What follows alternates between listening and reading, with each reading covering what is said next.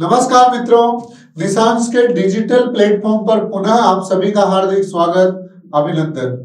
आपकी हिंदी विषय का प्रश्न पत्र हमारे सामने है। आशा है आपने पेपर बहुत अच्छे से किया होगा। हमारी टेस्ट सीरीज से एक बार इस पेपर को मिलान करके अगर आप देखते हो, हम बार बार कहते हैं दावा नहीं वादा है सफलता का, प्रयास सर्वोत्तम करने की कोशिश करेंगे और उन्हीं प्रयासों का परिणाम है कि आज का ये प्रश्न पत्र टेस्ट सीरीज को ढंग से करने के कारण बहुत अधिक सफल हुआ होगा। इसमें भी हम लोग बहुत बारीकी से एक एक चीज को देखेंगे। अब आपको पढ़ना अपना विषय है, लेकिन आप मैच करने के लिए कर सकते हो, इसलिए कुछ चीजें बहुत संक्षिप्त में ली जाएगी ताकि आपका समय बेकार ना हो। तो बढ़ते हैं हम आगे की ओर। ये आपका सेट 1 है। ये हिंदी कोर्स बी का सेट 1 है, कोर्स अ का नहीं है, कोर्स ब का है, जिसके अंदर सारे इंस्ट्रक्शंस वगैरह ये इनसे अपने को कोई मतलब नहीं है। पहला प्रश्न जैसे आपके 7 नंबर का आता है और उन 7 नंबर्स में हम ये देखेंगे कि 3 तो ऑब्जेक्टिव आते हैं पैराग्राफ से और 2 नंबर के, है ना। तो पहले पढ़ते हैं पैराग्राफ को। हालांकि ये भी आपके लिए समय बिगाड़ने वाला है, लेकिन एक बार इसको पढ़ करके आगे बढ़ते हैं। माता पिता द्वारा प्रदत्त संस्कार जीवन भर संतान के साथ रहते हैं। वे पालक हैं, कौन? माता पिता। पोषक हैं, साथ ही रक्षक भी हैं। घर परिवार की जिम्मेदारियों को कुशलता से निभाने का दायित्व उनके कंधों पर ही है। जीवन में अनुशासन रखना कठिन कार्य है। अब ये पूरा पैराग्राफ अनुशासन पर चलेगा। इसमें व्यक्ति को आराम नहीं मिलता। किसी को भी अनुशासित रहना अर्थात बंधे हुए जीना पसंद नहीं आता, लेकिन सच्चाई यही है कि बिना अनुशासन के जीवन में संतुलन नहीं रह पाता है।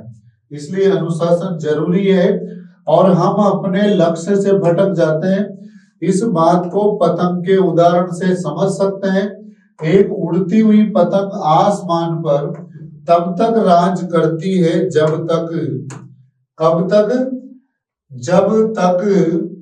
वह डोर से बंधी है। कट जाने पर वह अपना अस्तित्व खो देती है। अगर वो कट जाए तो हमारे जीवन में अनुशासन की ये डोर माता पिता के हाथों में रहती है। जब तक माता पिता के हाथों में डोर है तब तक अनुशासन बना रहेगा। वे ही जीवन को अनुशासित करते हैं। जो बच्चे अनुशासित जीवन जीते हैं वे आगे जाकर सफल व्यक्ति बन जाते हैं। यानी सफलता के लिए अनुशासन का होना काफी आवश्यक है। माता भावनात्मक रूप से साथ जुड़ती है, इसको ढंग से समझना। माता तो भावनात्मक रूप से और पिता संघर्षों में ढाल बनकर उसको मजबूती प्रदान करता है। जब जीवन में संघर्ष आते हैं तो पिता ढाल बन जाता है। पिता पुत्री सभी रिश्तों में गरिमा, अनुशासन, सामंजस्य और प्रेम है, तभी जीवन में सुख बरसता है। माता पिता की भूमिका जीवन में उस समय और महत्वपूर्ण हो जाती है जब आप कठिन परिस्थितियों में उचित निर्णय नहीं ले सकते। उनके मार्गदर्शन में ही जीवन की गहराइयों की समझ व्यक्ति को हो पाती है।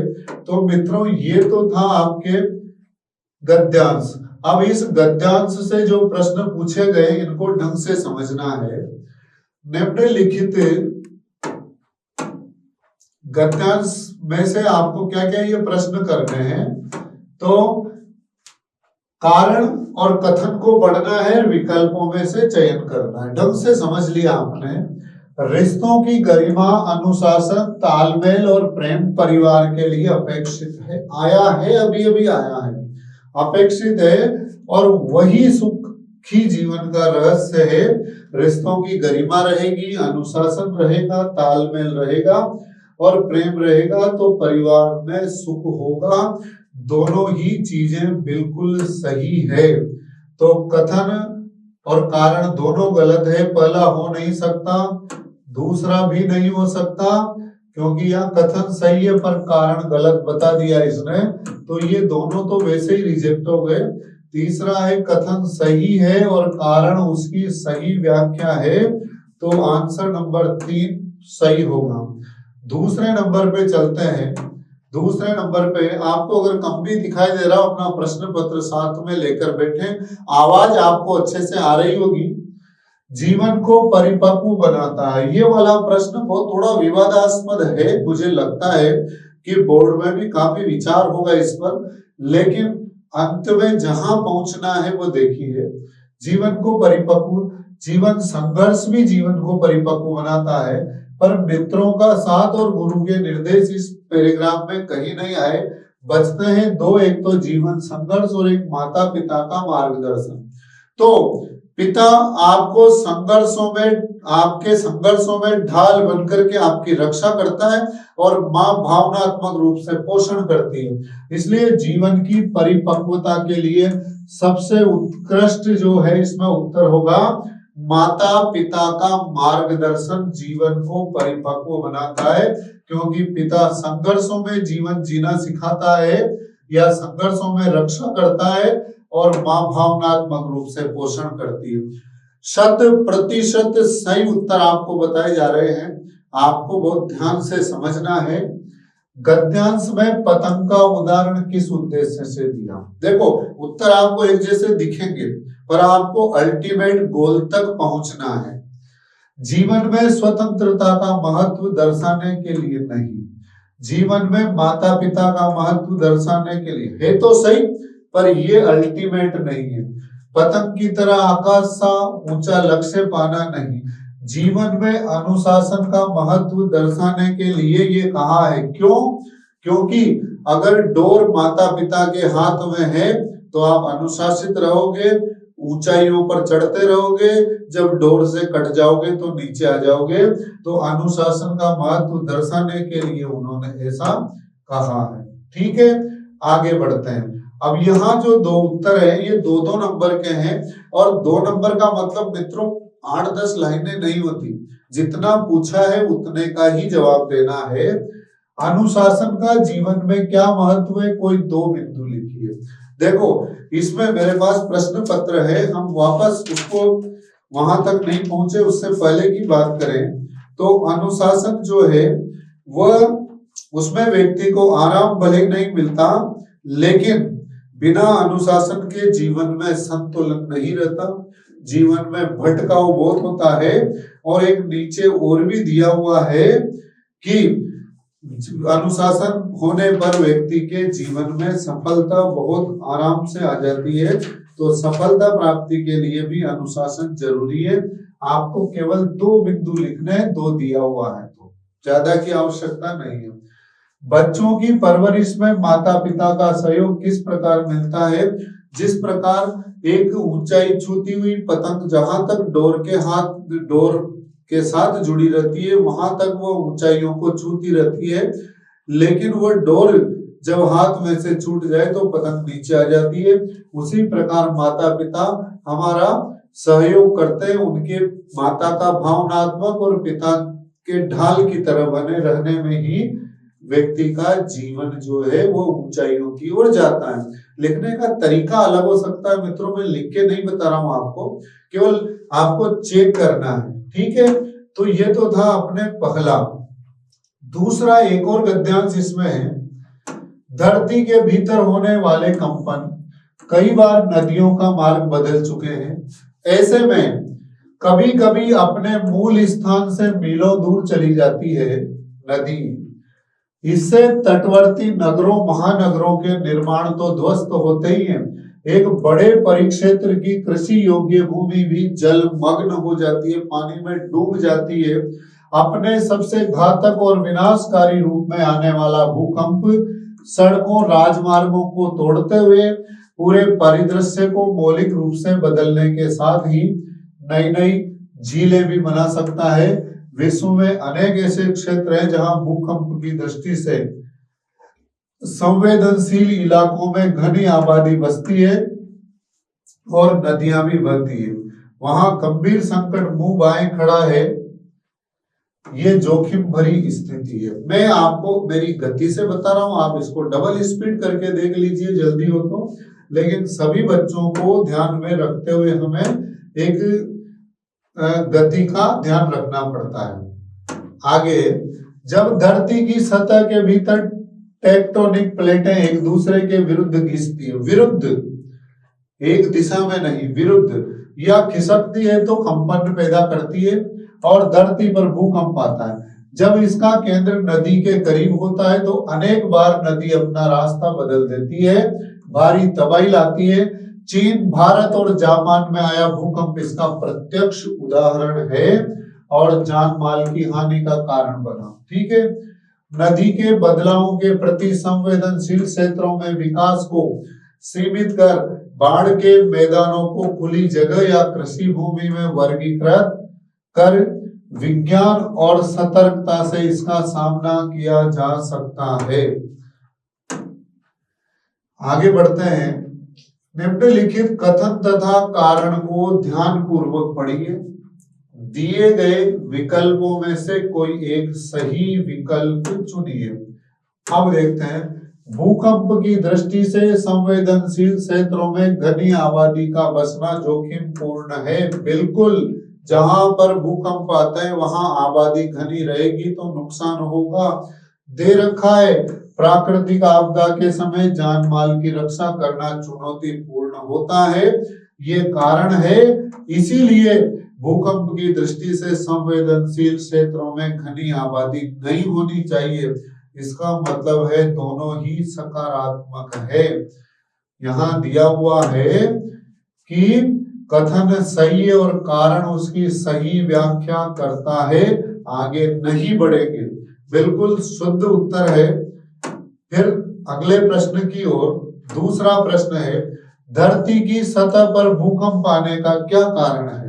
वो जो प्लेटें हैं, टेक्टोनिक प्लेटें एक दूसरे के विरुद्ध जब खिसकती है, देखो नदियों द्वारा अपना रास्ता बदलना ये कारण नहीं है, ये तो होता है भूकंप के फलस्वरूप। धरती के भीतर प्लेटों का प्रतिकूल दिशा में खिसकना ये भी नहीं है, ये भी नहीं है। तो धरती के भीतर प्लेटों का प्रतिकूल दिशा में खिसकने के कारण भूकंप आता है। तीसरा प्रश्न है इसका, जो पूरा आपकी स्क्रीन पर है, गद्यांश के मूल भावों के संदर्भ में निम्नलिखित में से कौन सा या कौन से सत्य है? ये प्रश्न बहुत सोच विचार का है मित्रों, बहुत अच्छे से सोचना है, समझना है, कूल रह करके पेपर देना है, हड़बड़ाहट बिल्कुल ना हो। बहुत छोटा सा पेपर है, कोई बहुत लेंथी नहीं है, पेज ज्यादा होने से कुछ नहीं होता, प्रश्न लिमिटेड है और सही शब्द सीमा का ध्यान रखते हुए आगे बढ़ेंगे तो इजी है। भूकंप के कारण नदियां अपना रुख लेती है, बदलती है, बिल्कुल। अगर भूकंप का जो केंद्र हो वो नदियों के आसपास हो तो विकास की गति को प्रतिबंधित कर भूकंप से बचा जा सकता है। नहीं भाई, विकास को प्रतिबंधित क्यों करें? वो विकास अगर विनाशकारी तरीके से हो रहा हो तो बात अलग है, ये तो बिल्कुल गलत। विनाशकारी भूकंप धरती पर जल के नए स्रोतों को जन्म देता है, बिल्कुल। क्योंकि क्यों जन्म देता है? दिया हुआ है, नई नई झीलें बनती है ना, पृथ्वी के खिसकने के कारण, और मानवीय गतिविधियां नदियों को अपने मूल स्थानों से दूर ले जाती है। नहीं भाई, प्राकृतिक आपदाएं ले जाती है। पहला और तीसरा, पहला चौथा गलत है, दूसरा चौथा गलत है। फिर पहला और तीसरा, इसमें डी उत्तर आपका बिल्कुल उचित उत्तर है, सही है। अब दो प्रश्न यहां से हैं, भूकंप के कारण नदी का मार्ग कैसे बदल जाता है? ये तो आपको कितना सा उत्तर लिखना है, जब टेक्टोनिक जो परतें हैं भूगर्भ के अंदर वो खिसकती है प्रतिकूल दिशा में तो भूकंप आता है, और यदि उस भूकंप का केंद्र नदी के पास में हो, नदी के क्षेत्र में हो, तो नदी अपना मार्ग बदल लेती है, यही उत्तर है। और धरती के भीतर उठने वाले कंप को क्या कहते हैं? इससे सरल क्या प्रश्न होगा? ये 1+1 होगा। 1 तो किसका क्या कहते हैं? भूकंप कहते हैं। और फिर पूछा कि उसके क्या परिणाम होते हैं? नदियां अपना मार्ग बदल लेती है, पृथ्वी जलमग्न हो जाती है, बहुत विनाशकारी स्थितियां पैदा होती है। ये कितने आसान प्रश्नों के उत्तर दे करके आप बहुत अच्छा कर सकते हो। अब यहां से आपके लिए तीनों जो सेट हैं, सभी सेट वाले बच्चे देख रहे होंगे, तीनों सेट्स में केवल ग्रामर और 2 प्रश्न राइटिंग सेक्शन के बदले बाकी सेम है पेपर। और पेपर सबसे अच्छी बात यह है कि इसमें जो कठिनाई स्तर है उसमें ज्यादा अंतर नहीं है, बिल्कुल सही लिया है, बहुत अच्छा पेपर बना है। पदबंध पर आधारित निम्नलिखित 5 में से 4 के उत्तर देना है, 4 के ही देना है, चाहे आपको 5 आते हो। मैं तो 5 का उत्तर दूंगा, आपने कौन सा किया और क्या सही किया ये ध्यान रखना है। मेरे बड़े भाई साहब मुझसे आगे थे, इस वाक्य में संज्ञा पदबंध छांट कर लिखिए। अब देखो, ये बड़े भाई साहब तो होंगे ही सही, आप यहां लिख सकते हो मेरे बड़े भाई साहब, तो इसका संज्ञा पदबंध होगा मेरे बड़े भाई साहब, ये होगा संज्ञा पदबंध। ये बिल्कुल 100% सही उत्तर है। हमेशा यही सवाल इसी ध्वनि में पूछा जाता, देखो ये भी कहां से दे दिया, बड़े भाई साहब से। कौन सा, कहां थे, मैं क्रिया पदबंध छांट कर लिखिए, कितना आसान है, पूछा जाता था इसमें। और वैसे भी क्रिया तो अंत में ही होती है, पूछा जाता था, आपको आगे बढ़ने की जरूरत ही नहीं है। आ गया। फिर देखो ये हो गया, वह पहले से अधिक चला। अब क्रिया विशेषण पदबंध छांटना है, तो इसमें क्रिया क्या है, चलना। तो क्रिया कितनी हुई, पहले से अधिक, क्या उत्तर होगा, पहले से अधिक। अब आप फिर सोचते हो कि जहां पर विशेषण होता है वो तो संज्ञा सर्वनाम की विशेषता बताता है, ये क्रिया की विशेषता बता रहा है, कितना चला।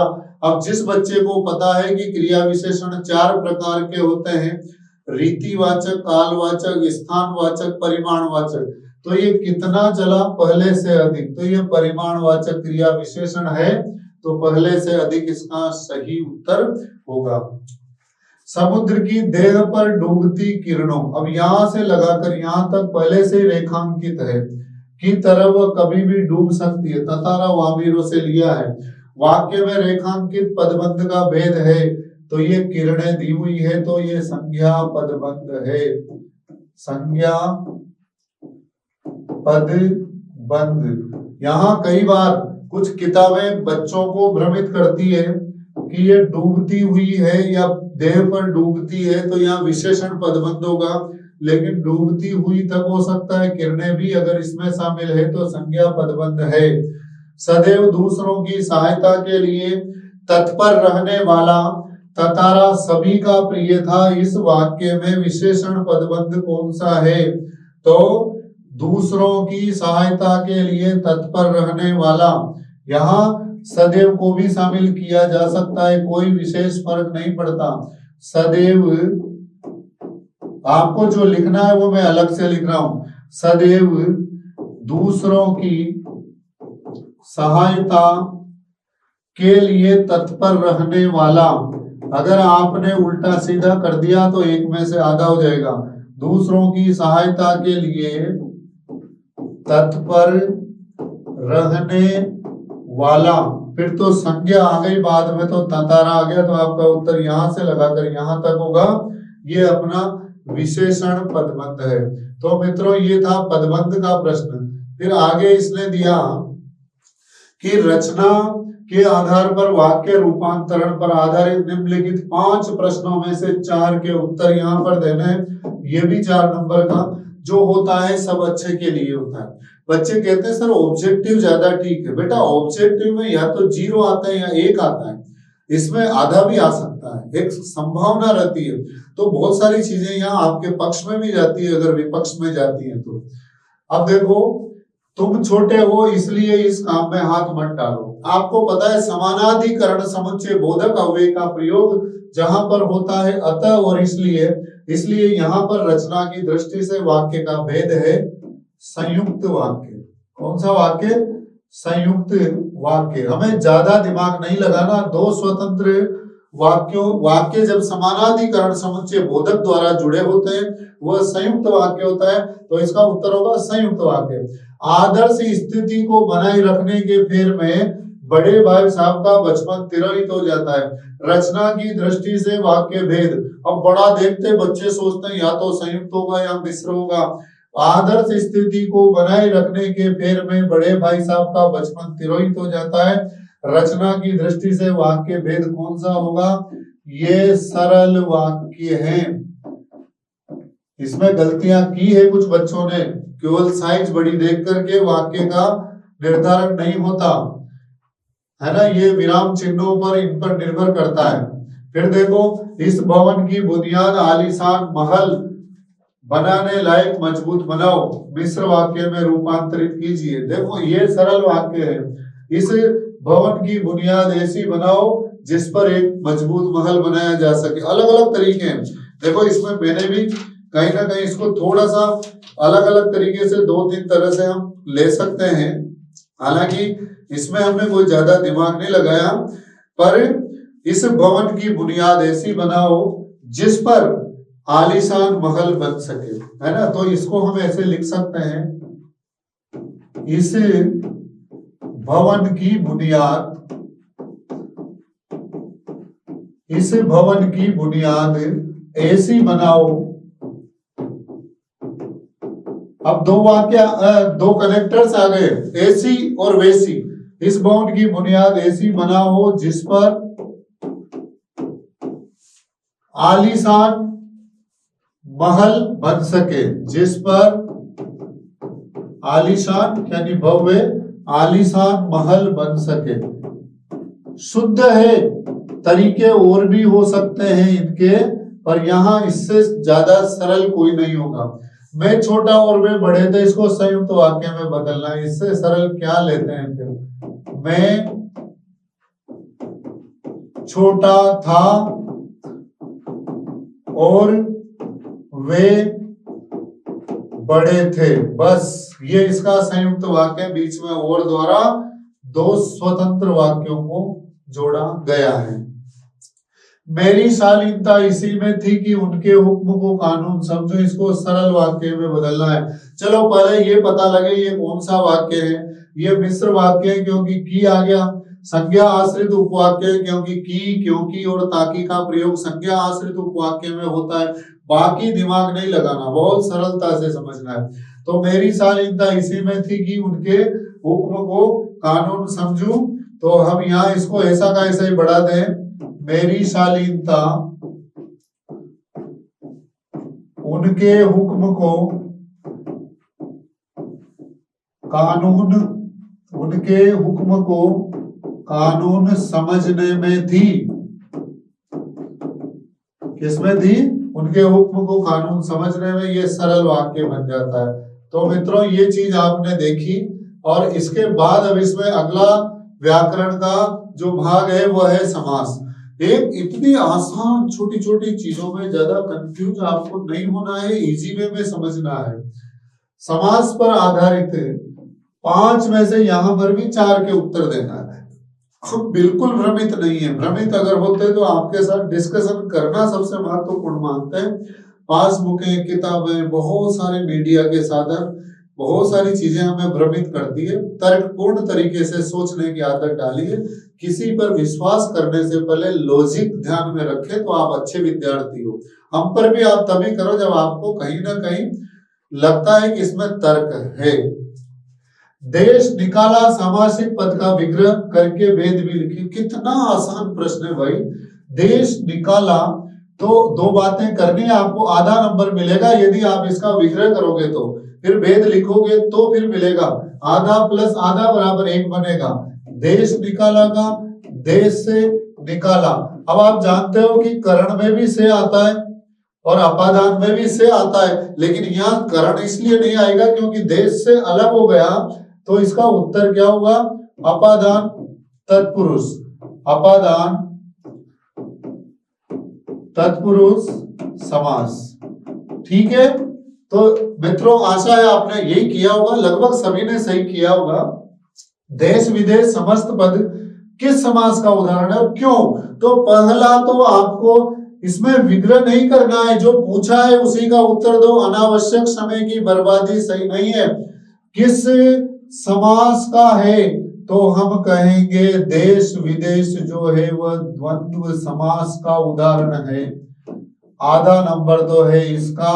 और ये क्यों है द्वंद्व समास का, तो क्यों का उत्तर होगा क्योंकि इसके दोनों पद प्रधान है और दोनों पदों की प्रधानता के कारण। संक्षिप्त में लिख देता हूं मैं पूरा नहीं लिख पाऊंगा मित्रों, क्योंकि अभी बड़े प्रश्नों के उत्तर अगर हम लिखते हैं तो आपका समय बर्बाद है। क्योंकि दोनों पदों की प्रधानता के कारण, दोनों पदों की प्रधानता, इसलिए द्वंद्व समास है। या आपसे परिभाषा पूछना चाहता है कि द्वंद्व समास क्या होता है।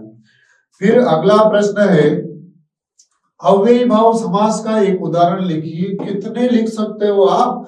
सबसे पहले यथा से ही शुरू कर दो भाई। यथा शक्ति, धीरे धीरे, ध्यान पूर्वक, सेवार्थ, ज्ञानार्थ, बहुत सारे बन सकते हैं। यथाशक्ति लिख दिया आपने, एक उदाहरण लिखना, अनावश्यक नहीं लिखना।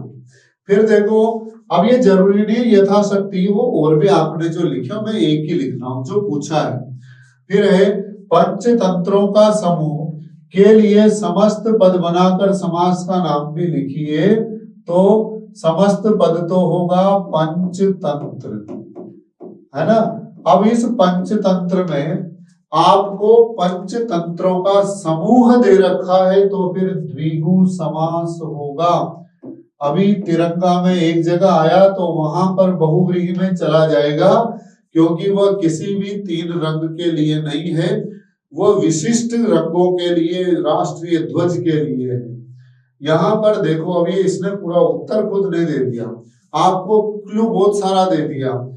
गज जैसे आनंद वाला और गणेश भी लिख दिया, प्रथम पूज्य माना जाता है। तो रेखांकित पदों की जगह उपयुक्त समस्त पद लिखो।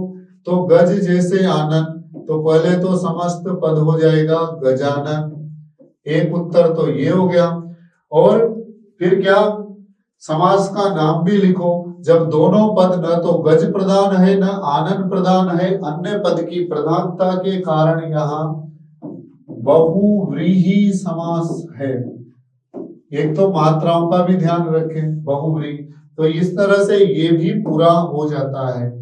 फिर आप देखो यहां से ये बहुत आसान तरीके से, सरल तरीके से सोचना है, सोच भी क्रिटिकल ना हो।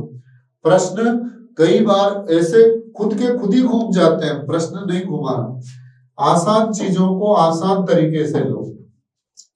मुहावरे पर आधारित निम्नलिखित 5 प्रश्नों में से किन्हीं 4 प्रश्नों के उत्तर दीजिए। हो गया। अब देखो, रिक्त स्थान की पूर्ति उचित मुहावरे द्वारा कीजिए। मोहन ने जिस दिन से यूपीएससी की परीक्षा पास की है, मतलब सफलता प्राप्त हुई, उसके बाद तो नहीं पढ़ रहे। अब क्या नहीं पढ़ रहे हैं, तो यहाँ पैर जमीन पर नहीं पड़ना है। उचित मुहावरे द्वारा करें तो उसके तो पैर भी लिख सकते हो और पांव भी लिख सकते हो। पांव जमीन पर नहीं पड़ रहे हैं, ये मुहावरे द्वारा पूर्ति हो गई। भाई साहब का रौद्र रूप देखकर तो मेरे, इसमें क्लियर ही लाइन याद करनी है, प्राण सूखना, मेरे प्राण सूख जाते। ये दूसरा हो गया। इतना सरल दे दिया कई जगह पर।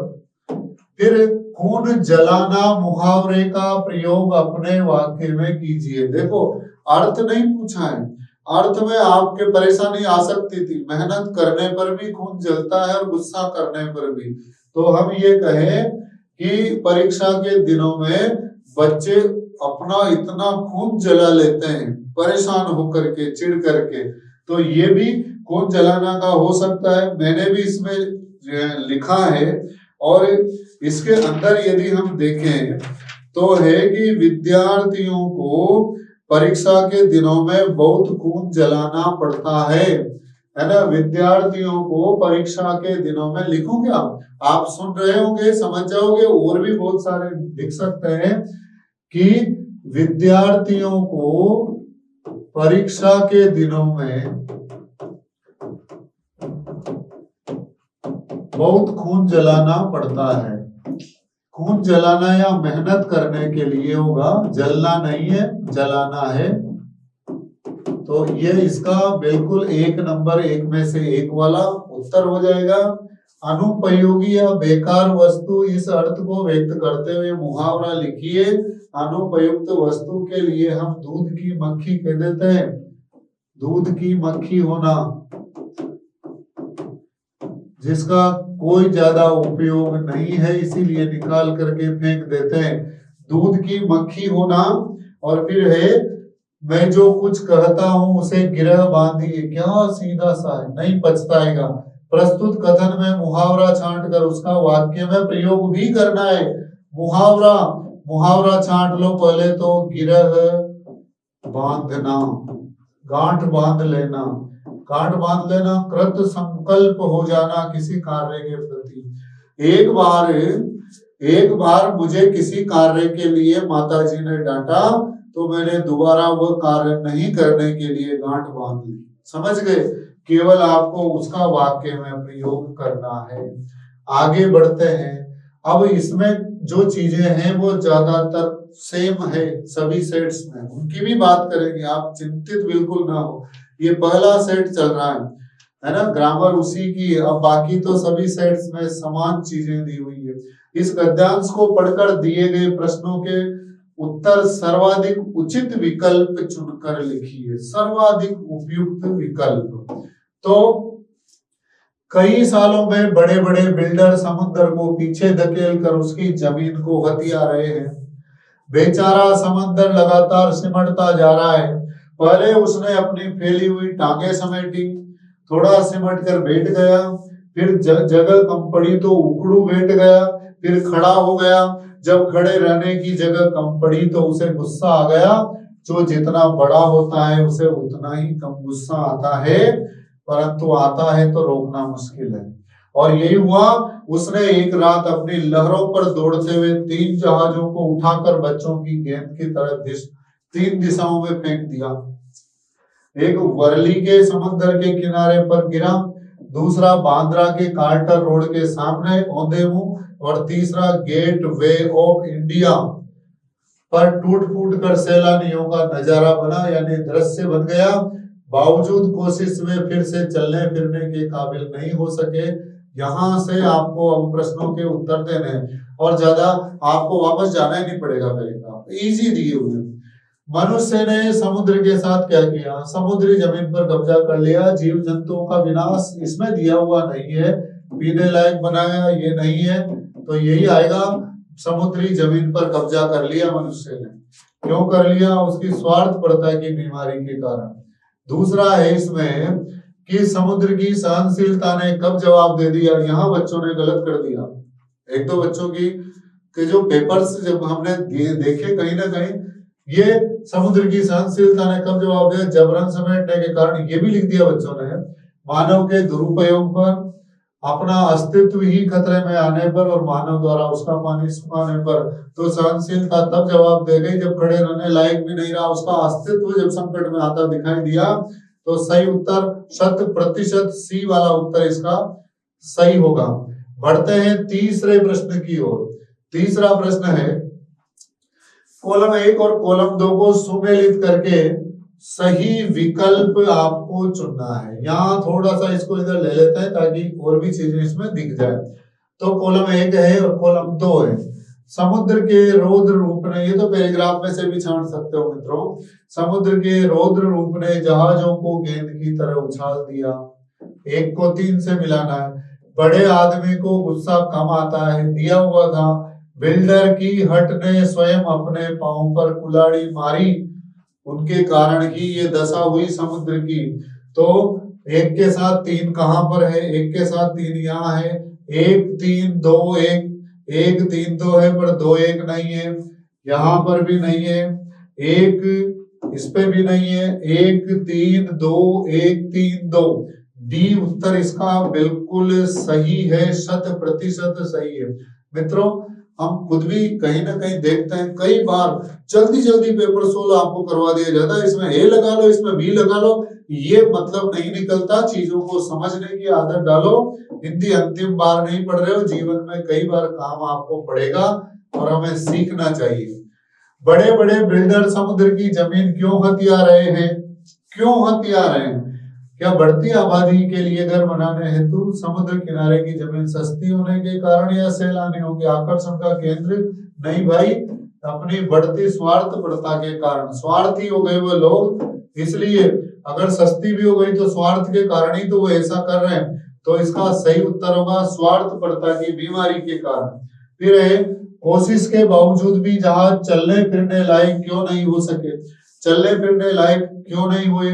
पुराने होने के कारण कल पुर्जे नहीं मिल रहे थे? नहीं, उन्हें समुद्र में उतारना खतरनाक था। उत्तर तो सारे ऐसे लग रहे हैं जैसे कोई सा भी हो सकता है।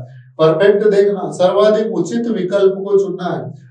उनकी मरम्मत नहीं हो पा रही थी, उनकी स्थिति बहुत खराब हो गई थी, ऐसा उठा के फेंका कि स्थिति बहुत खराब हो गई। पुर्जे मिलना कहाँ की है ही नहीं, पुर्जे लगाने जैसी स्थिति। उसने यही तो पूछना चाहा है कि चारों के चारों एक जैसे लग रहे हैं, क्या करें?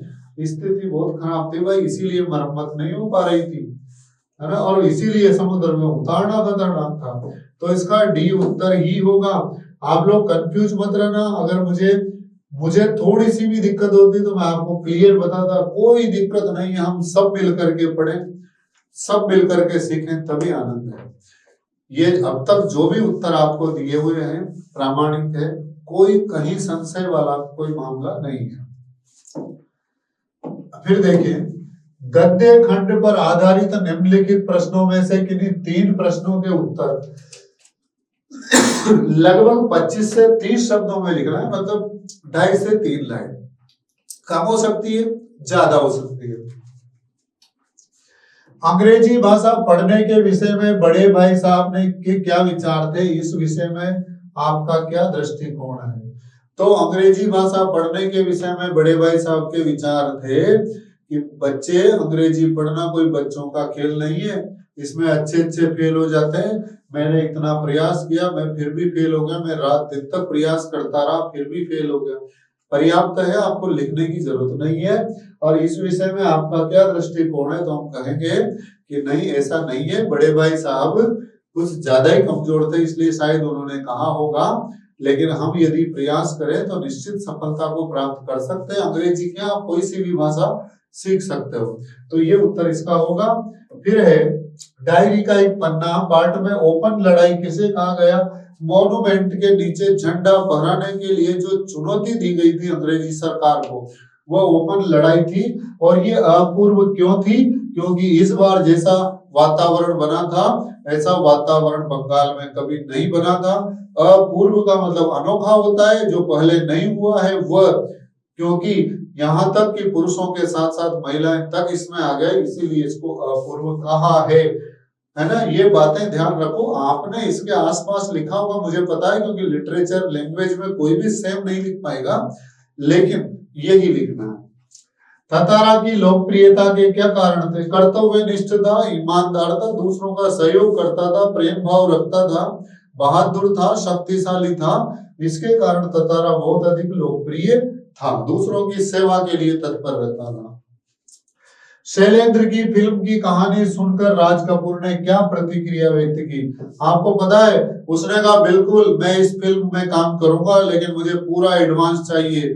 तो शैलेंद्र ने सोचा ये दोस्ती में क्या कर रहा है, एडवांस मांग रहा है। उसने मजाकिया अंदाज में कहा कि हाँ मुझे पूरा एडवांस चाहिए, निकालो पूरा 1 रुपया। और 1 रुपया लेकर के राज कपूर ने शैलेंद्र की फिल्म में काम किया। तो ये थे प्रश्न आपके, किसके आधार पर? गद्य पाठों पर आधारित। आपने गद्य पाठ का पैराग्राफ देखा, प्रश्न देखे, आप सोचो 5 नंबर वो होते हैं, 6 नंबर ये, 11 नंबर का ये, और 11 का ही ऐसा का ऐसा आपके पद्य वाला है। और देखो सबसे सरल जगह से ले लिया, जहां दिक्कत इतनी नहीं है। इनको पढ़ करके और आपको उचित विकल्प चुनना है। तो पहले तो हम पढ़ते हैं, इसको पढ़ने में है कि अब तो बहरहाल छोटे लड़कों की घुड़सवारी से अगर फारिग हो, अगर उससे थोड़ी सी मुक्त होती है, तो उसके ऊपर बैठकर चिड़िया ही अक्सर करती है गपशप। कौन सा है? तोप। कभी कभी शैतानी में वे इसके भीतर घुस जाती है, खासकर गोरैया, छोटी चिड़िया है। वे बताती है कि दरअसल कितनी भी बड़ी हो तोप, एक दिन तो होना ही है उसका मुंह बंद। अब इससे इतने से पैराग्राफ से जो प्रश्न पूछे उसमें भी कंफ्यूज हुए बच्चे। हालांकि कुछ चीजें जो है उनकी अवस्था के हिसाब से ऐसी हो सकती है, उनकी सूझबूझ के हिसाब से थोड़ी कठिन हो सकती है, पर ऐसा कुछ है नहीं। छोटे बच्चे उसकी घुड़सवारी कर रहे हैं, इस कथन से क्या मतलब है? अब एक नॉर्मल विचार रखने वाला कहेगा हाँ उसकी घुड़सवारी कर, ये तो वही दे दिया। तो पर छोटे छोटे बच्चों को घुड़सवारी का आनंद मिल रहा है, नहीं भाई। अगर अभिप्राय देना है तो सेम ही उत्तर हो गया।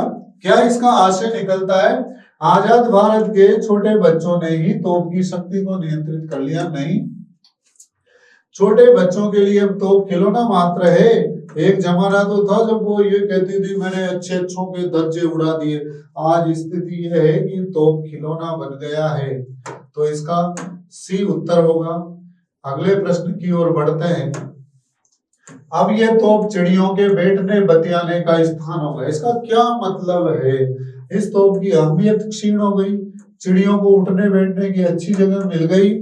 चिड़िया भी तोप से भयभीत नहीं होती, और लड़के तोप से हटते हैं तो चिड़िया आराम करती है, ये नहीं होगा।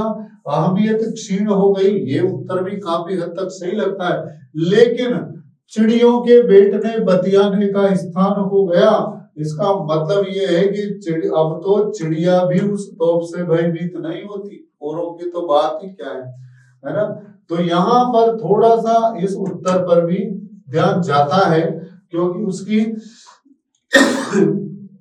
अहमियत समाप्त हो गई, इसीलिए चिड़िया उस पर जो है गपशप करती। अब यहाँ बोर्ड क्या मानता है, ये थोड़ी सी बात अलग है। हकीकत तो ये है कि चिड़िया भी अब तोप से डरती नहीं है, ये भी उत्तर लगभग सही है। तो दोनों में से यहाँ पर बोर्ड किसको सर्वाधिक उपयुक्त मानता है, इस पर आपको भी सोचना है। विनाशकारी विरासती तोप की संभाल के पीछे क्या कारण हो सकता है? उसको क्यों संभाल कर रहे हैं? वो तो विनाशकारी थी, हम क्यों उस पर इतना ध्यान दे रहे हैं? स्वतंत्रता आंदोलन का हिस्सा होना, कंपनी बाग के मुआने की शान होना, ईस्ट इंडिया कंपनी की विशेष तोप होना, और देश की स्वतंत्रता के लिए घातक शत्रुओं से सावधान करना। समय समय पर लोगों को याद दिलाते रहना है कि विनाशकारी शत्रु अगर है तो उससे सावधान रहना चाहिए। डी उत्तर होगा। इसका चौथा प्रश्न है, कंपनी बाग के मुहाने पर रखी तोप क्या सीख देती है? तो तोप अंत निश्चित है। नहीं भाई, सबका ही अंत निश्चित है। बच्चे और पक्षी किसी से नहीं डरते, नहीं। आतताई के आतंक का अंत निश्चित है, और शक्ति के अहंकार में दूसरों पर अत्याचार नहीं करने चाहिए। तीसरा चौथा दोनों सही है, और तीसरा चौथा दोनों सही होने के कारण इसमें जो उत्तर है ये है 3 और 4 दोनों ही सत्य हैं। और अगला प्रश्न है 5वां। दरअसल कितनी भी बड़ी हो तोप, एक दिन तो होना ही है उसका मुंह बंद। इन पंक्तियों का भाव बताओ। देखो, सामने वाले को कमजोर समझना बड़ी भूल है तो सही, लेकिन ये चीज यहाँ पर नहीं आएगी। क्यों? अभी पता लग जाएगा।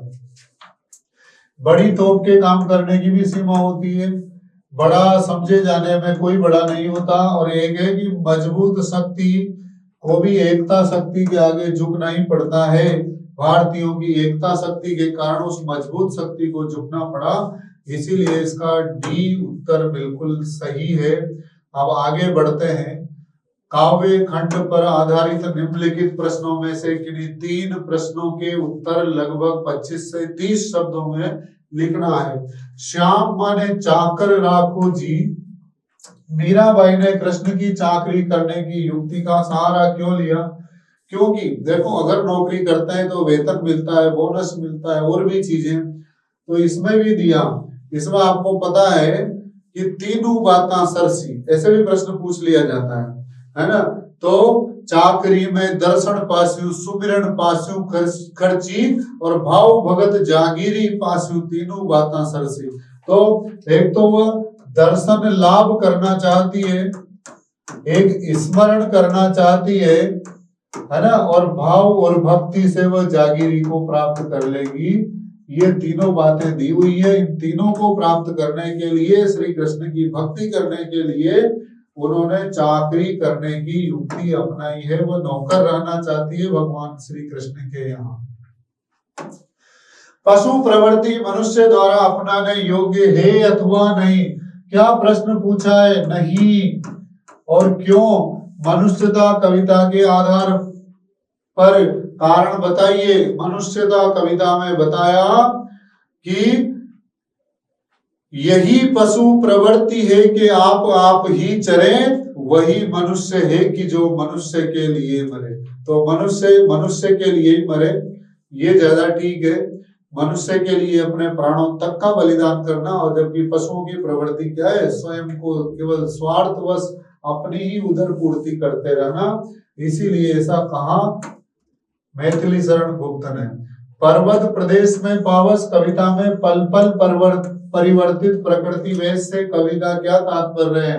पर्वत प्रदेश में जो पावस ऋतु है उसमें पल पल परिवर्तन होता रहता है। प्रकृति में कई बार बादलों का आ जाना, फूलों का खिलना, उन फूलों द्वारा ताल में अपना मुख दर्शन करना, ऐसे कई सारी चीजें समय समय पर वातावरण में होने वाले परिवर्तन के कारण पल पल परिवर्तित प्रकृति वेश कहा गया है। फिर है आत्मत्राण कविता की प्रार्थना में क्या विशेषता है? क्योंकि अक्सर प्रार्थना की जाती है सुखों की प्राप्ति के लिए, लेकिन यहाँ कहा गया कि इतनी शक्ति हमें देना दाता, मन का विश्वास कमजोर होना। यहाँ रविंद्रनाथ ठाकुर ने उसी शैली की बात की। उन्होंने कहा कष्ट तो दो, पर कष्टों को वहन करने की सामर्थ्य दो कि मैं उन कष्टों में झुकूं नहीं, रुकूं नहीं, लगातार बढ़ता रहूं। ये बात माता कुंती की भांति उन्होंने कहा। ऐसा दुख मांगे कोई दिक्कत नहीं, दुख दो आपकी इच्छा, पर उन दुखों का डटकर मुकाबला कर सकूं ऐसी शक्ति दो। ये प्रार्थना इसीलिए दूसरी प्रार्थनाओं से भिन्न है। फिर देखिए, अब संचयन पुस्तक पर आधारित निम्नलिखित प्रश्नों में से किन्हीं दो प्रश्नों के उत्तर 40-50 शब्दों में लिखना है। ये 3-3 नंबर के हैं, 4 से 5 लाइनें, 6 हो सकती है। तो टोपी शुक्ला पाठ के संदर्भ में लिखिए कि क्या किसी मित्रता की कसौटी मजहब, पद प्रतिष्ठा आदि हो सकती है? नहीं हो सकती, ये भी उत्तर है। और मित्रता की कौन कौन सी कसौटी हो सकती है? प्रेम हो सकता है, भाईचारा हो सकता है ना, और स्वार्थ नहीं होना, ये भी इसकी दोस्ती की मित्रता की कसौटी हो सकती है। क्योंकि अमीरी गरीबी वगैरह कभी भी इसमें जो है कोई बीच में बाधा नहीं बनती, रंग रूप इसमें बाधा नहीं बनता। भगवान कृष्ण ने सुदामा से दोस्ती की। अपने विचारों को आप बिल्कुल खुला रख करके और प्रश्नों का उत्तर दोगे तो आपको बहुत आसान ये लगेगा। फिर भी इसमें कहीं ना कहीं जो भी आपको ऐसा लगता है, हालांकि इसमें मैंने कुछ भी और इसमें तैयार करने की जरूरत भी नहीं है, तो आप ये कहोगे कि मित्रता की कौन कौन सी कसौटियां हो सकती है? प्रेम हो सकता है, सद्भाव हो सकता है, भाईचारा हो सकता है, एक दूसरे के प्रति और उसके विचारों के प्रति सामंजस्य हो सकता है। आपको अपने किन किन विषयों के अध्यापक पसंद है और क्यों, ये बहुत पूरी तरह से आपके ऊपर छोड़ दिया मैंने। आप जिस विषय को आप अच्छा मानते हो और क्यों पसंद है, इसके पीछे कारण भी आप ही लिखोगे। तो ये चलो आगे बढ़ते हैं इससे। वर्तमान समाज में रिश्तों की क्या अहमियत रह गई? वैसे रिश्ते होते क्यों है? व्यक्ति के जीवन को सुलभता के साथ में, सरलता के साथ और सहजता के साथ आगे बढ़ाने के लिए रिश्तों की महत्वपूर्ण भूमिका होती है। और हरिहर काका कहानी के आधार पर लिखी अहमियत, क्या अहमियत रह गई और क्यों रह गई है? पर वर्तमान समय में स्वार्थपरता की ये बीमारी जो है इतनी भयानक हो गई कि व्यक्ति रिश्ते भी केवल तभी रखता है जब उसकी जायदाद, उसकी प्रॉपर्टी से व्यक्ति को काम है। हाँ, जब उससे कुछ प्राप्त करना है तो वो रिश्ता रखेगा, वरना रिश्ते भी तोड़ देते हैं।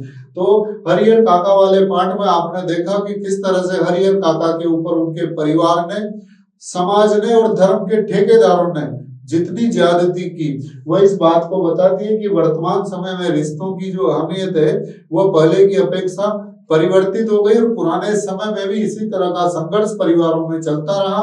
तो कुल मिलाकर के इसका उत्तर आप चाहो तो निबंधात्मक दे सकते हो, लेकिन आपसे बहुत छोटा उत्तर अपेक्षित है।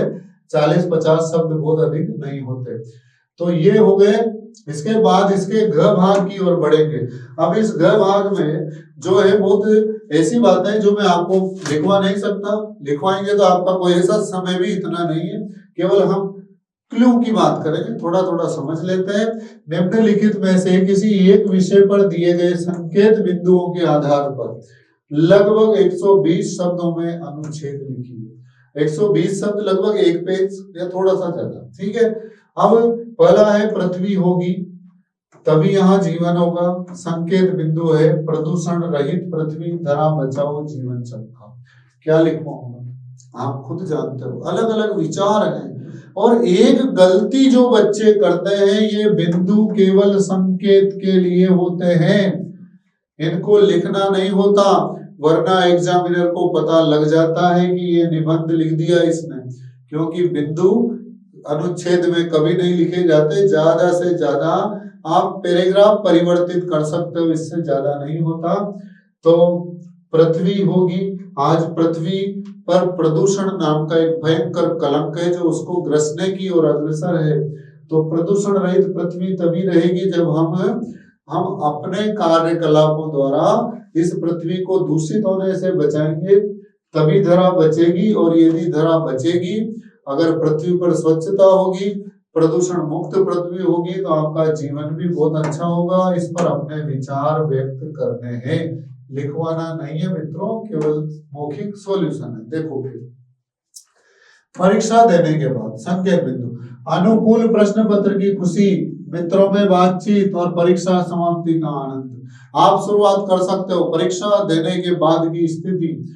इसके बाद ये अभी की स्थिति है, अगर प्रश्न पत्र अनुकूल है तो फिर आप देखो, हम कई बार उस खुशी के चक्कर में आगे के प्रश्न पत्र की तैयारी ढंग से नहीं कर पाते। नकारात्मक भी सोचना है, अगर हमें सकारात्मक रूप से आगे बढ़ना है, प्लस माइनस पर विचार कीजिए। तो अनुकूल प्रश्न पत्र की खुशी हमें मिलती है, फिर हम मित्रों से बातचीत करके अपने प्रश्न पत्र को और अच्छे से मिलाते हैं, ये करते हैं। और फिर जब परीक्षा पूरी तरह से समाप्त हो जाती है, पूरी तरह से सारे विषयों के पेपर हो जाते हैं, तो एक अलग ही प्रकार का आनंद, एक नई कक्षा में जाने का आनंद, ये सब मिलता है। यही विचार है, बहुत बड़ी समस्या कहीं नहीं है। लोकतंत्र में मतदान जरूरी है, बिल्कुल। लोकतंत्र का आधार मतदान कितना जरूरी और समझदार मतदाता। तो हम कहेंगे भारत एक प्रजातंत्र है, प्रजातंत्र में प्रजा ही सर्वोपरि होती है। ये अलग बात है कि वास्तविकता क्या है, लेकिन हम लिखेंगे कि लोकतंत्र का आधार कौन है? लोक, क्योंकि तंत्र ही लोक का है।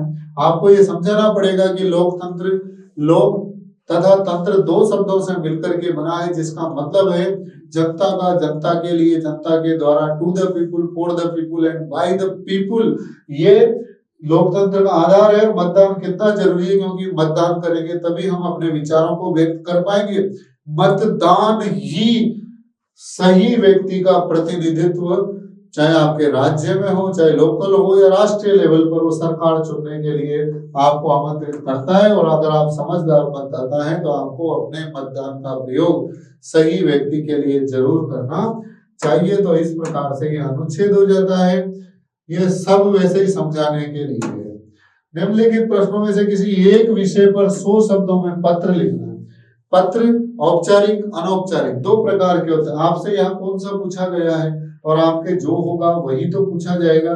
ये औपचारिक पत्र है मित्रों। आप रामानुजम या रमाएरा है विद्यालय में बैडमिंटन कोच की सुविधा उपलब्ध कराने हेतु अपनी प्रधानाचार्य या प्रधानाचार्य को धन्यवाद पत्र लिखिए। धन्यवाद पत्र है, मांग नहीं करनी, नहीं तो गलत हो जाएगा। उन्होंने बैडमिंटन कोच नियुक्त कर दिया, ऊपर ही ऊपर परीक्षा भवन नई दिल्ली दिनांक लिख सकते हो। और उसके बाद में कहीं ना कहीं जहां आपको लगे घिच पिचोरा एक लाइन यहाँ छोड़ी जा सकती है, कोई विशेष विधि विधान यहाँ पर नहीं है। अब आप यहाँ लिखोगे श्रीमान प्रधानाचार्य या प्रधानाचार्य महोदया, अगर महिला है तो श्रीमती, नहीं तो आप प्राचार्य महोदया। फिर आगे कौन से स्कूल की बात है, विद्यालय का नाम नहीं दे रखा तो आप XYZ स्कूल लिख सकते हो। और फिर विषय लिखोगे कि बैडमिंटन कोच की सुविधा के लिए धन्यवाद के संदर्भ में महोदया, उपयुक्त विषयांतर्गत विनम्र निवेदन है कि हमारे कहे अनुसार आपने हमारे लिए बैडमिंटन कोच की व्यवस्था करवाई, जिसके लिए हम आपका हृदय से आभार व्यक्त करते हैं, क्योंकि आपने ऐसा नहीं किया होता तो हमारे खेल में जो है वो तकनीकी का अभाव रहता। इसीलिए बार बार आपका हृदय से आभार, धन्यवाद। और प्रार्थी लिख दो, भो दिए लिख दो, अपना नाम लिख दो। कितना आसान है भाई। किसी दैनिक समाचार पत्र के संपादक को पत्र लिखिए। अब दैनिक समाचार पत्र के संपादक को पत्र लिखना है जिसमें दूषित जल और खाद्य पदार्थों को लेकर आम नागरिक की व्यवस्था को उजागर किया है।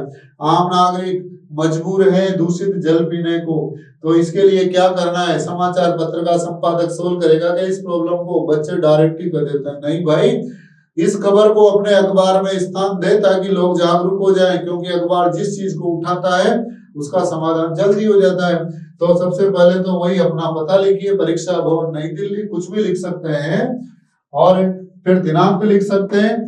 अब किसके पत्र लिख रहे हो आप? दैनिक समाचार पत्र के। तो श्रीमान संपादक महोदय XYZ, जो भी पत्रिका आप लिखना चाहो, है ना, दैनिक समाचार पत्र डायरेक्टली लिख दो आप, है ना, दैनिक समाचार पत्र XYZ, जगह का नाम लिख दो। फिर महोदय, श्रीमान संपादक महोदय हो गया।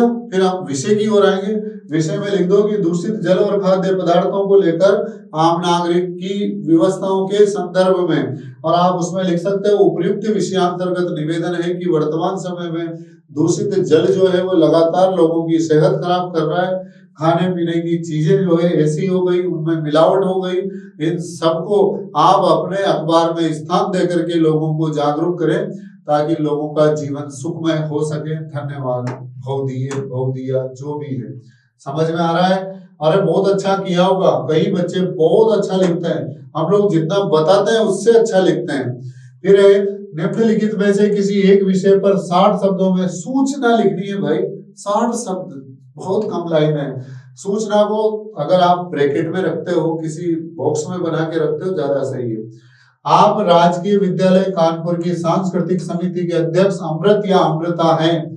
आपके विद्यालय में अंतर विद्यालय कविता पाठ प्रतियोगिता का आयोजन किया जा रहा है। विद्यार्थियों को इसकी जानकारी देने के लिए सूचना, तो ऊपर ही ऊपर तो आप लिखेंगे राजकीय विद्यालय कानपुर, है ना, उसकी सांस्कृतिक समिति के अध्यक्ष आप हो। ऊपर तो स्कूल का नाम आ गया, फिर वहां पर दिनांक डलेगी। आपका विषय होगा, क्या विषय होगा? क्या? अंतर विद्यालय काव्य पाठ प्रतियोगिता का आयोजन। फिर लिखो समस्त छात्र छात्राओं को सूचित किया जाता है कि स्थानीय विद्यालय में अंतर विद्यालय वाद विवाद या जो भी कविता पाठ प्रतियोगिता का आयोजन किया जा रहा है, जो इतनी इतनी तारीख को है, और इस तारीख से पहले अपना नाम जो है संबंधित कक्षा अध्यापक को या फिर मुझे स्वयं को आप दे करके और इसमें भाग ले सकते हो। धन्यवाद। फिर कौन है, कौन लिख रहा है? अध्यक्ष सांस्कृतिक समिति, ठीक है, ऊपर अपना नाम लिख सकते हो, अमृत या अमृता, और कौन है? सांस्कृतिक समिति का अध्यक्ष है, तो ये लिखा जा सकता है। इसके साथ इसमें एक ऑप्शन आपके लिए दिया कि आप मोहल्ला सुधार समिति के अध्यक्ष अमृत अमृता है। समिति के सदस्यों ने सर्वसम्मति से आपसी आगामी सप्ताह मोहल्ला स्वच्छता अभियान आयोजित करने का निर्णय लिया है। मोहल्ला वासियों को इसकी जानकारी देने के लिए निवेदन करते हुए भी एक सूचना लिखी जा सकती है। यहाँ पर भी आप मोहल्ला सुधार समिति के अध्यक्ष हो, वैसा का वैसा ही तो होगा भाई। समस्त मोहल्ले वासियों को सूचित किया जाता है। ऊपर से तो वही है ना, ऊपर कुछ भी विशेष नहीं आएगा। ये लिख सकते हो मोहल्ला सुधार समिति XYZ, जगह का नाम, फिर वही दिनांक, विषय, और फिर उसके बाद आप लिखना शुरू कर दिए कि समस्त मोहल्ला वासियों को सूचित किया जाता है कि आगामी इतनी इतनी तारीख से इतनी तारीख तक जो है मोहल्ले में स्वच्छता अभियान चलाया जा रहा है, जिसमें आप सबकी भागीदारी आवश्यक है। धन्यवाद। आप धन्यवाद नहीं भी लिखोगे कोई दिक्कत नहीं है, नीचे लिख दो कौन है आप अमृत हैं या आप अमृता हैं जो मोहल्ला सुधार समिति का अध्यक्ष है। तो अमृत अमृता नीचे लिख दो, अध्यक्ष मोहल्ला सुधार समिति। ठीक है, हो गया। अब 15वें प्रश्न की ओर हम बढ़ते हैं। इस 15वें प्रश्न में निम्नलिखित में से किसी एक विषय पर लगभग 40 शब्दों में विज्ञापन, और विज्ञापन लिखना है भाई। आप जितना अच्छा लिख सकते हो उतना लिखे। आपको कलरफुल करने की जरूरत नहीं है, लेकिन विज्ञापन क्यों होता है? किसी चीज का प्रचार प्रसार करने के लिए। जितना आकर्षक होगा उतना अच्छा होगा। दीपावली के अवसर पर सजावटी सामान पर 25% की विशेष छूट, इस बात को जरूर हाईलाइट रखो उसमें। दुकानदार की ओर से एक आकर्षक विज्ञापन, तो अब आप बॉक्स बना करके, विज्ञापन में बॉक्स आवश्यक है, ठीक है। तो दीपावली के सजावटी सामान पर 25% की छूट, आइए ले जाइए, अपने घरों को सजाइए, और दीपावली का आनंद लीजिए। इनमें ऐसी चीजों में एक बात का जरूर ध्यान रखो, या एक संस्थान का पता होना चाहिए और संपर्क सूत्र होने चाहिए, लेकिन क्रॉस करके, ठीक है। स्थानीय पुलिस द्वारा लड़कियों की आत्मरक्षा हेतु तो निःशुल्क कराटे शिविर का आयोजन किया जा रहा है, उसके लिए भी विज्ञापन। तो निःशुल्क खुशखबरी क्या कि बालिकाओं की आत्मरक्षा शिविर के लिए कराटे शिविर का भव्य आयोजन, दिनांक इतने तारीख से इतने तारीख तक, स्थल श्री राम स्टेडियम। फिर आगे बढ़ जाओ और लास्ट में जो है वो आप पता आपने दे दिया, वहां पर कोई जरूरत ही नहीं, बस इतना सा है। जिसके 3 नंबर है, कुछ भी विशेष नहीं है बच्चों, आप आराम से कर सकते हो। और अगला है इसका कि चांदनी रात में जंगली सफारी को चली मित्रों की टोली, हम सबकी खुशी का ठिकाना न था। इन वाक्यों के से प्रारंभ लघु कथा को 100 शब्दों में पूरा कीजिए। आराम से एक कहानी अपने हिसाब से बना सकते हो, लेकिन आपके पास एक दूसरा ऑप्शन भी है, ये भी बहुत अच्छा ऑप्शन है। चांदनी रात में जंगल सफारी को मित्रों की टोली जा रही, खुशी का ठिकाना नहीं था। आप इसको आगे बढ़ाओ। एक रात को हम बच्चों की टोली जो है विद्यालय की ओर से या समाज की ओर से जंगल सफारी को चली।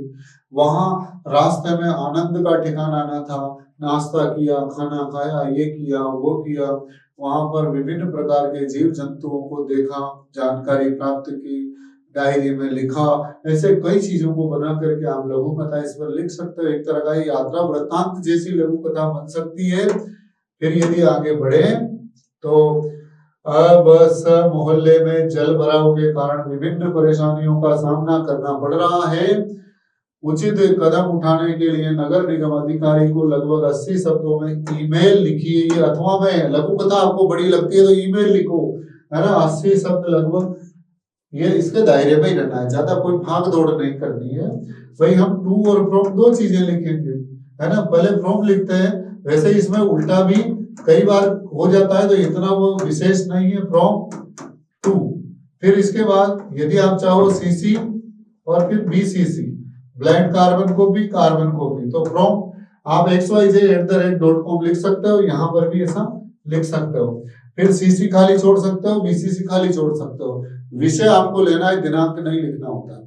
विषय लेना है, विषय के बाद एक तरह का छोटा पत्र है ये, जो नॉर्मल डाक से नहीं, इलेक्ट्रॉनिक मेल के द्वारा आपको भेजना होता है। इसमें सॉफ्ट कॉपी होती है, हार्ड नहीं होती, बस इतना सही तो है। तो जल भराव के कारण परेशानी का सामना करना पड़ रहा है, उचित कदम उठाने के लिए नगर निगम अधिकारी को लिखना ईमेल है।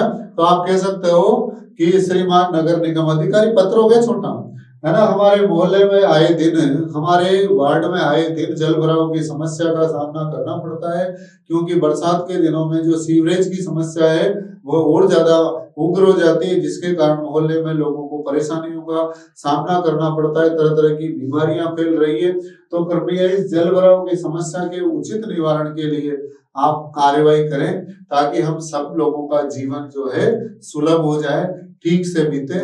धन्यवाद। और आप इसमें अपना नाम अंत में लिख देना। ये जो चीजें हैं, ये इसलिए नाम लिखना पड़ता है कि अगर आपने किसी दूसरे ईमेल आईडी से भी अगर किया तो आपका पता लग जाए, और आप कौन हो, उस मोहल्ले के जो भी आप हो वो बात लिख सकते हो। तो मित्रों, ये था आपका सेट पहला। सेट दूसरा और तीसरा जब हम करेंगे, ज्यादा परेशानी इसलिए नहीं आएगी क्योंकि केवल 6 प्रश्न ही अलग है, और उनके साथ मैं आपको पहले से लगाकर अंत तक पूरा बताऊंगा, लेकिन बोलता रहूंगा कि अब कर चुके। या फिर आप इस सेपरेट 1 पर्सनल समझ लीजिए, उसमें समझाने का बिल्कुल नहीं रहेगा। तो आप इनको सोल्व करो, आपके आगे आने वाले प्रश्न पत्रों को भी आप अच्छे से सोल्व कर सको। हम लगातार समाधान की ओर आपको ले जाते रहेंगे, और निश्चय आपका आगामी पेपर बहुत अच्छा होगा, ऐसी हमें आशा है, ईश्वर से अपेक्षा है, प्रार्थना है। मिलते हैं फिर अगले किसी कक्षा के साथ में। तब तक के लिए पढ़ते रहें और बढ़ते रहें, क्योंकि निशांश है तो सफलता निश्चित है। धन्यवाद।